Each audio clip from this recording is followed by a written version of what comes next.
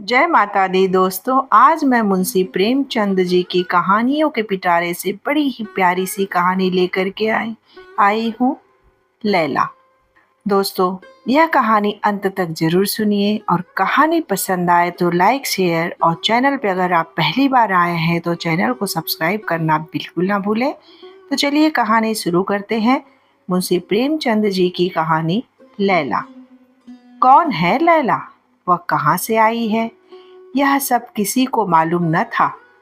Tehran की चौक पर एक रोज लोगों ने खूबसूरत सुंदरी को हाथों में डफली लिए गजल गाते और झूमते देखा। देखते ही देखते पूरे तेहरान में एक खूबसूरत महिला की चर्चा होने लगी। वह कोई और नहीं बल्कि लैला ही थी।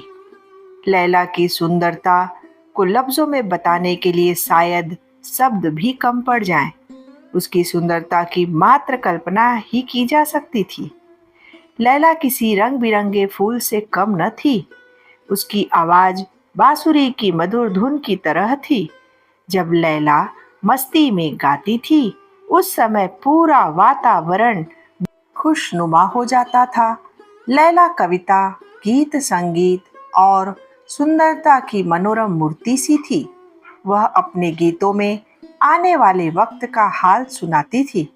कहती थी, एक समय आएगा जब युद्ध संघर्ष का अंत हो जाएगा। देश में प्रेम संतोष का राज होगा।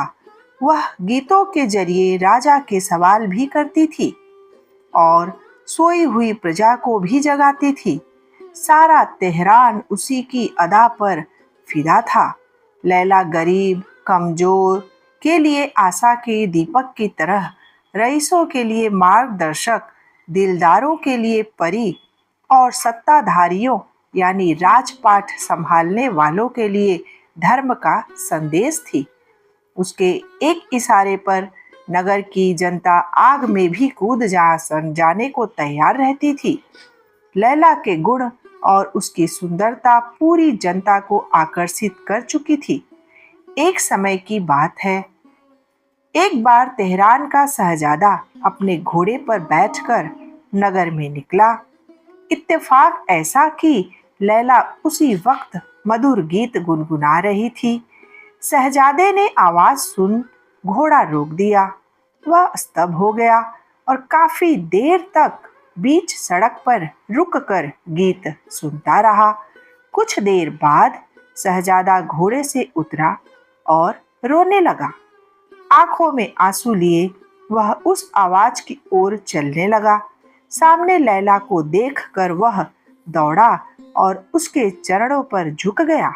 वहां खड़े आसपास मौजूद लोग भी हट गए। लैला घबराकर बोली, कौन हो तुम? शहजादे ने कहा, गुलाम हूं तुम्हारा। लैला बोली, आपको मुझसे क्या चाहिए? तब शहजादे ने जवाब दिया, आपकी खिदमत का हुक्म चाहता हूँ। मेरी छोटी सी झोपड़ी में अपने कदम रखकर उसे रोशन कर दीजिए। तब लैला बोली, मेरी आदत में यह सब नहीं है। शहजादा दुखी होकर वहीं रुक गया। लैला ने फिर से गाना शुरू किया। उसका गला कांपने लगा। ऐसा लगा मानो जैसे वीणा के तार टूट गए हों। उसने मुड़कर शहजादे को देखा और बोली, तुम यहाँ ऐसे मत बैठो। वहां मौजूद दर्जनों लोगों ने लैला को बार बार बताया कि ये तेहरान नगर के शहजादे हैं। इनका नाम नादिर है। लेकिन लैला को इससे तनिक भी फर्क नहीं पड़ा। वह बोली, बड़ी अच्छी बात है कि ये शहजादे हैं, लेकिन ये यहाँ क्या करेंगे? उनके पास महल में महफिल है, शानो शौकत है, फिर वे भला यहाँ क्यों रहेंगे? जिन्हें गम है और जो अपने दिल के दर्द को बयां नहीं कर पाते हैं, मैं उनके लिए गाती हूँ, न कि किसी के शौक के लिए। शहजादे ने कहा, लैला, मैं तुम्हारे इस मधुर संगीत पर सब कुछ कुर्बान कर सकता हूँ। मैं अब तक शौक का गुलाम था, लेकिन तुम्हारी आवाज ने मुझे दर्द का स्वाद चखा दिया है। लैला कुछ बोली नहीं और फिर से गाने लगी। इस बार उसकी जुबान से शब्द नहीं फूटे, उसकी आवाज पर उसका काबू नहीं रहा। वह रुक गई। वो डफली लेकर वहां से जाने लगी। सभी लोग अपने घर जाने लगे। जैसे ही लैला अपनी झोपड़ी के करीब खड़े पेड़ तक पहुंची तो उसने देखा कि कोई उसके पीछे आ रहा था। वह मुड़ी और बोली, कौन हो तुम? दरअसल लैला का पीछा करते करते शहजादा नादिर उसके घर तक आ पहुंचा था। लैला बोली, क्या तुम नहीं जानते कि मैं अपने आशियाने में किसी व्यक्ति को भी नहीं आने देती हूँ? तब शहजादे ने कहा, मैं ये जानता हूँ। इतने में लैला बोली, सब जानते हो, फिर किस उम्मीद में यहाँ तक आए हो? इस बार शहजादे ने कुछ नहीं कहा। कुछ देर की चुप्पी के बाद लैला बोली, कुछ खा पी कर आए हो या नहीं? शहजादे ने कहा, अब न तो भूख है और न ही प्यास, जान पड़ती है। लैला बोली, चलो आज आपको गरीब के हाथ का स्वाद चखाऊं। शहजादा इनकार नहीं कर पाया। लैला ने बाजरे की रोटी परोसी। इस बार बाजरे की रोटी में भी शहजादे को स्वाद मिला। गरीब झोपड़ी में भी उसे आनंद आ रहा था। वह एक सुकून महसूस कर रहा था जो शायद आज तक उसने कभी नहीं किया था। शहजादे का खाना खत्म होते ही लैला बोली, आधी रात हो चुकी है, अब तुम्हें जाना चाहिए। शहजादा बेचैन हो गया। उसने जाने से मना कर दिया और कहा, अब मैं भी यहीं रहूंगा। अब शहजादा लैला का साथी बन गया। जहां जहां लैला जाती, शहजादा उसके साथ चला जाता। लैला गाती और वह सुनता था।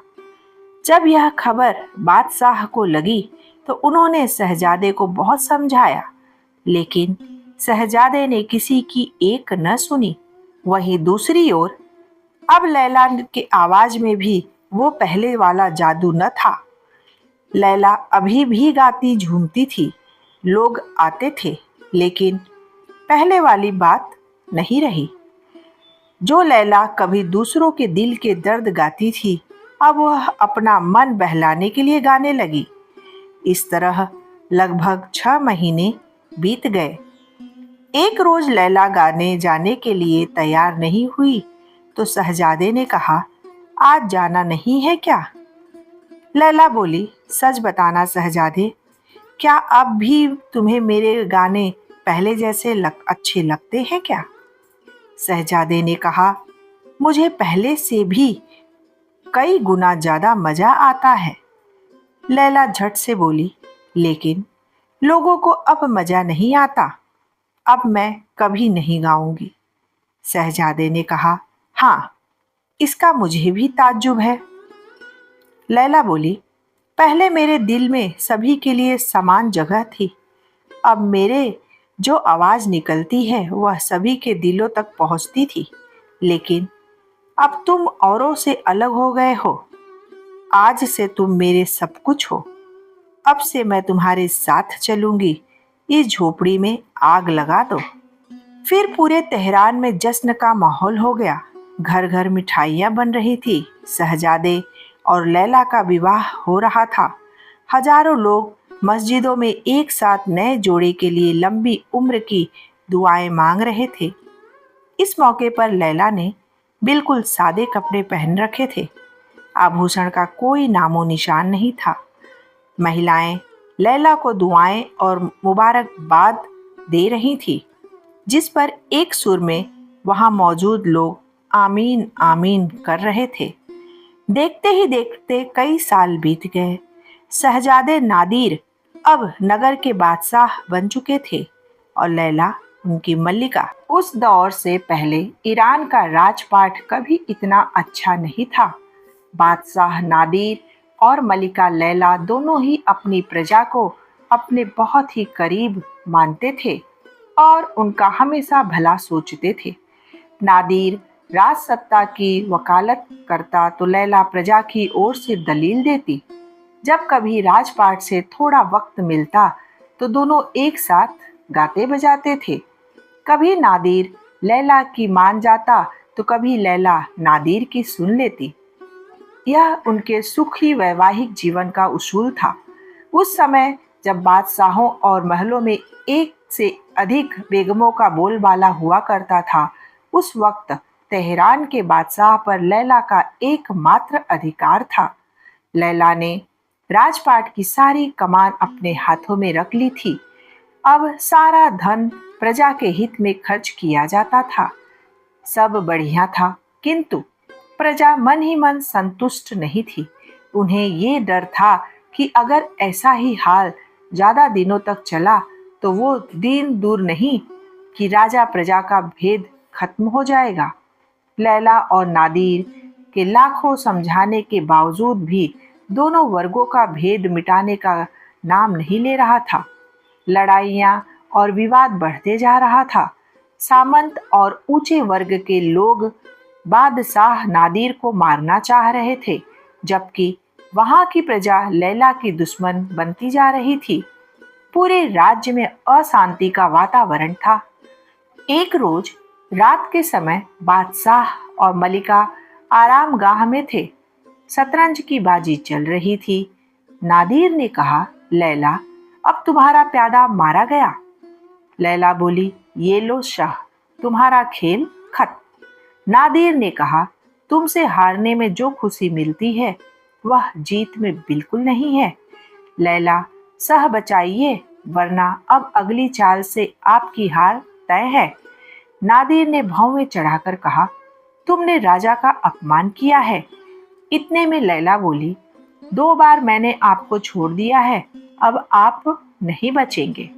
नादिर ने कहा, जब तक मेरे पास मेरा घोड़ा दिलराम है तब तक मुझे कोई दुख नहीं है।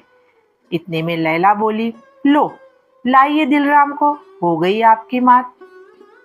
नादिर बोला, जब मैं तुम्हारे गुणों के सामने अपना दिल हार बैठा तो अब मेरा प्यादा क्या चीज था, उसका अंत तो होना ही था।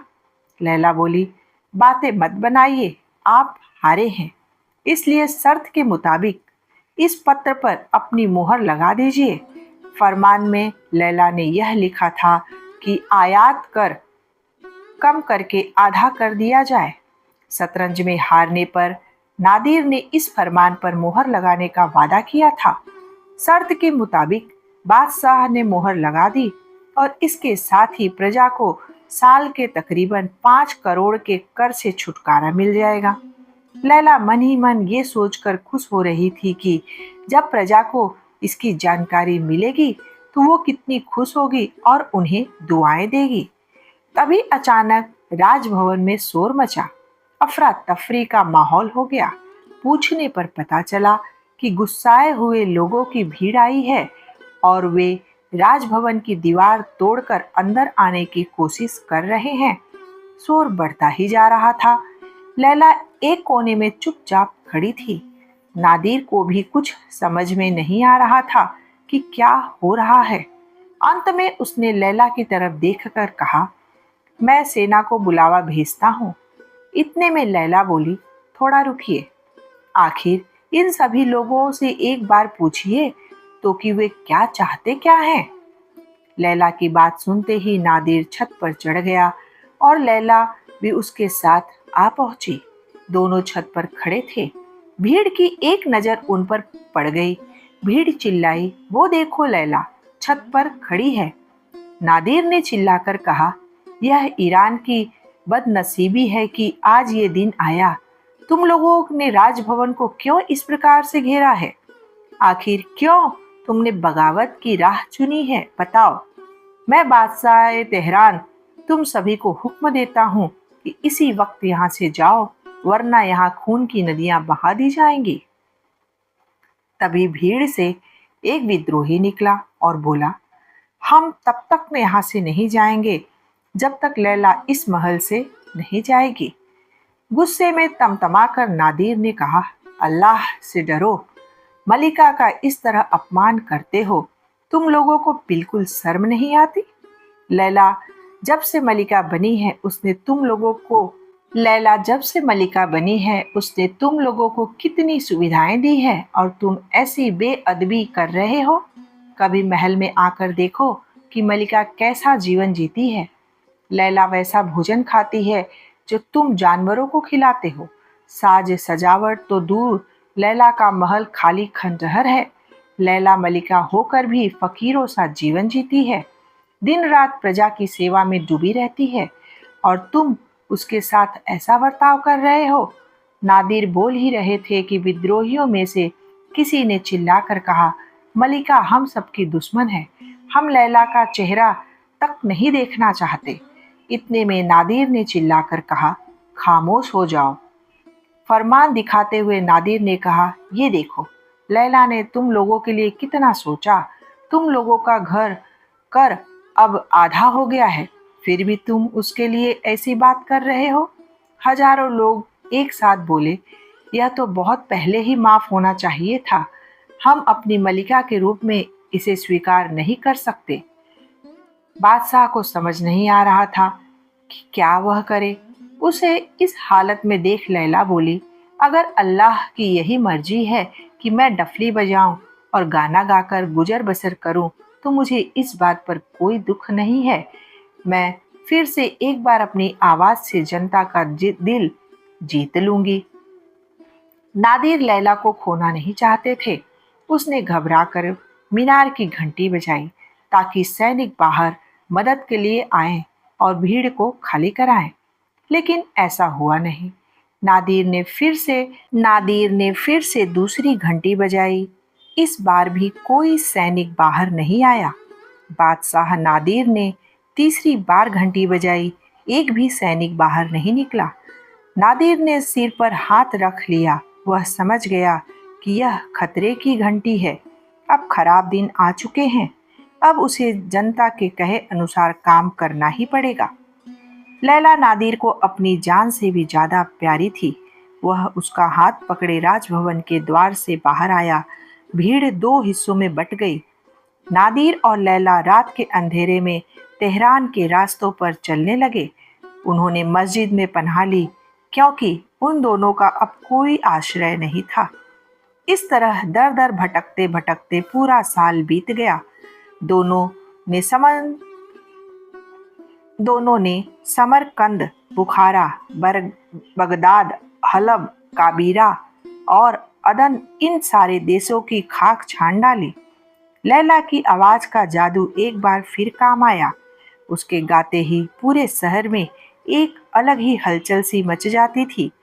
दिन भर वे गाकर लोगों का मनोरंजन करते, घूमते, खाते और कहीं रात बिताकर अगले दिन वहां से रवाना हो जाते थे। प्रजा के बुरे बर्ताव से उनका मन बहुत दुखी था।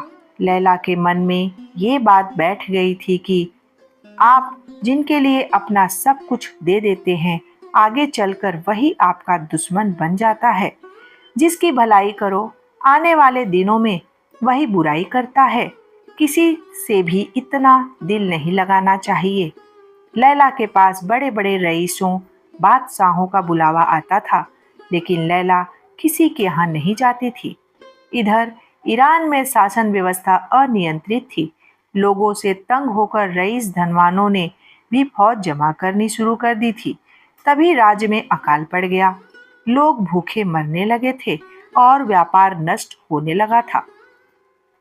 सारा खजाना खत्म हो रहा था। जनता कमजोर हो रही थी और बड़े लोगों की शक्ति बढ़ती जा रही थी। आखिरकार एक दिन आया जब जनता ने घुटने टेक दिए। प्रजा ने जिन्हें नेता चुना, उन नेताओं को फांसी दे दी गई और राज्य में रईसों का दबदबा हो गया।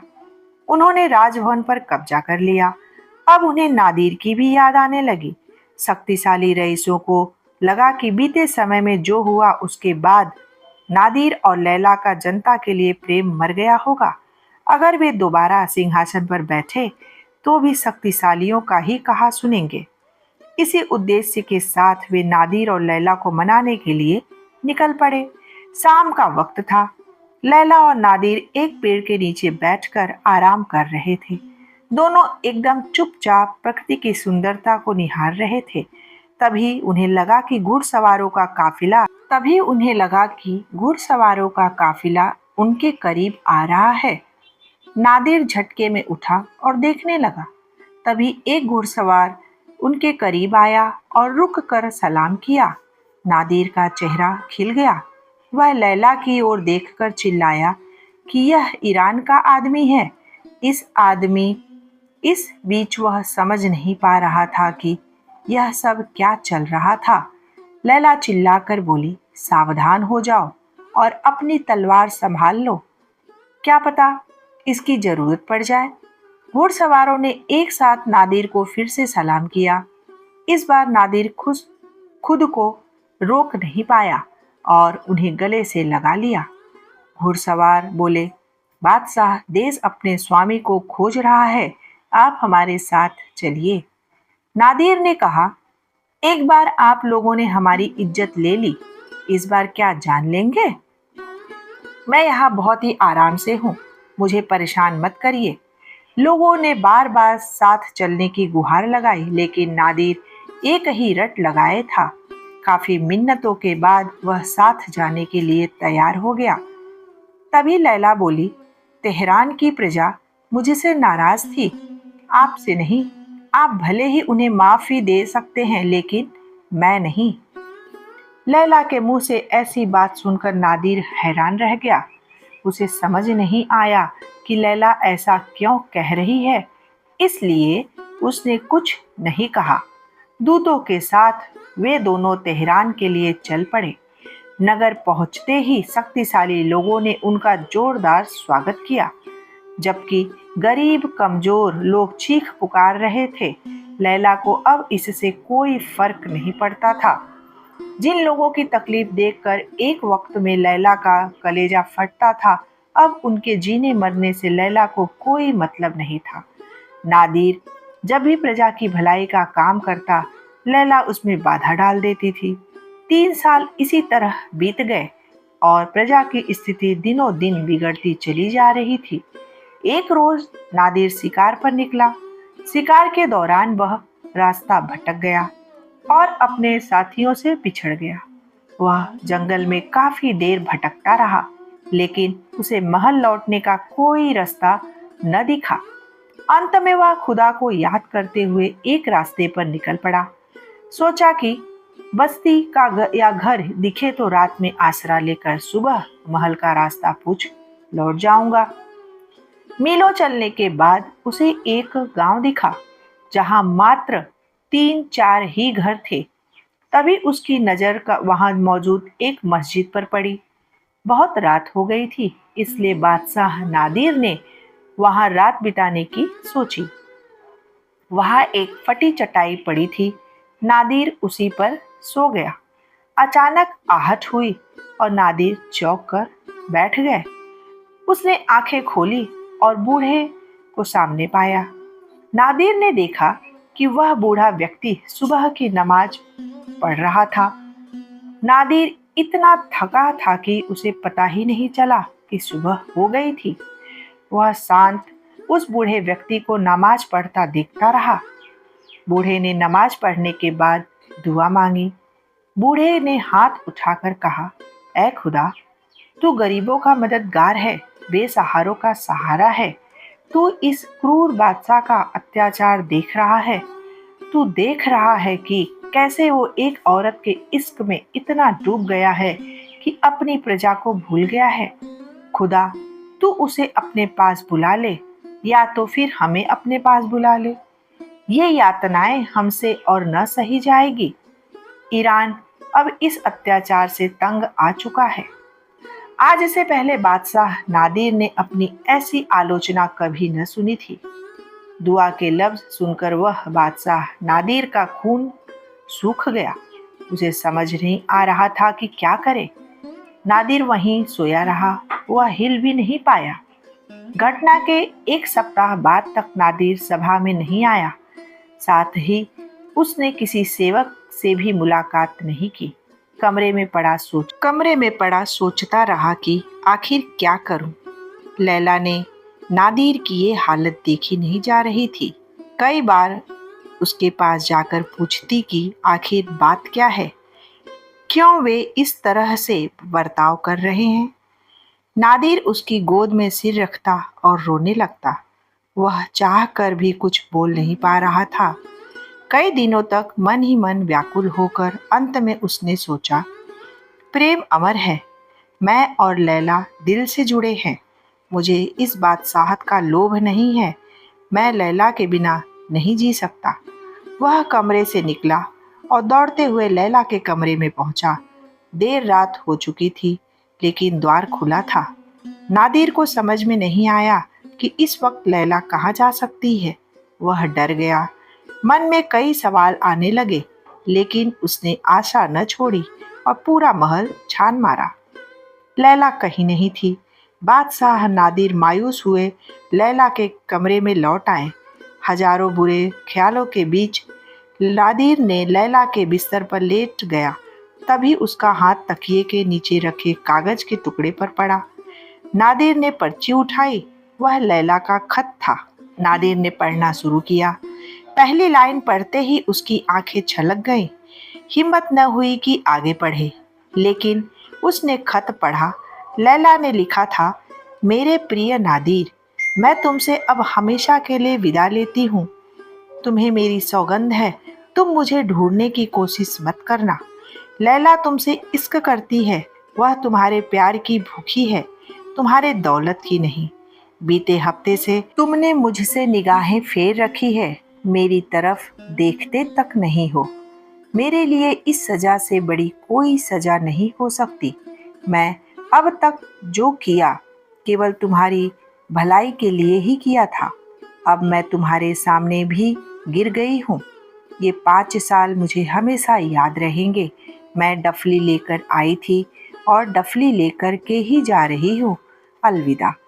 इतना पढ़ने के बाद नादिर लैला के गम में वहीं खड़ा रोता रहा। दोस्तों, यह मुंशी प्रेमचंद जी की प्यारी सी कहानी लैला से हमें यह सीख मिलती है कि दुनिया में प्रेम से बड़ी कोई पूंजी और मानवता से बड़ा कोई धर्म नहीं है। संसार में सच्चा इंसान वही है जो दूसरों की तकलीफ और दुख को महसूस कर सकता है।